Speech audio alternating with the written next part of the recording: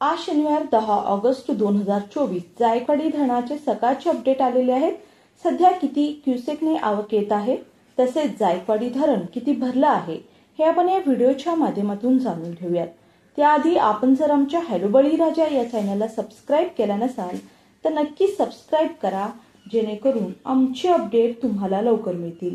आज सकाळच्या अपडेटनुसार जायकवाडी धरणात 7158 क्युसेकने पाणी जमा होत आहे, तर जायकवाडी धरणाचा एकूण पाणी साठा हा 1316.536 दशलक्ष घनमीटर इतका आहे।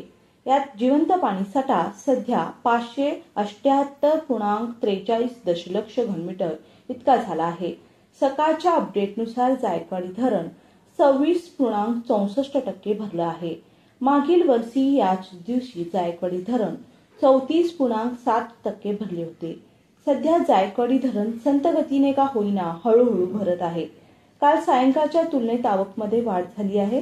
काल सायंकाळच्या अपडेटनुसार 7038 क्युसेकने पाणी जमा होत होते। जायकवाडी धरणाची पूर्ण क्षमता 102.72 टीएमसी इतकी आहे। जायकवाडी धरण सध्या 26.64% भरलं आहे।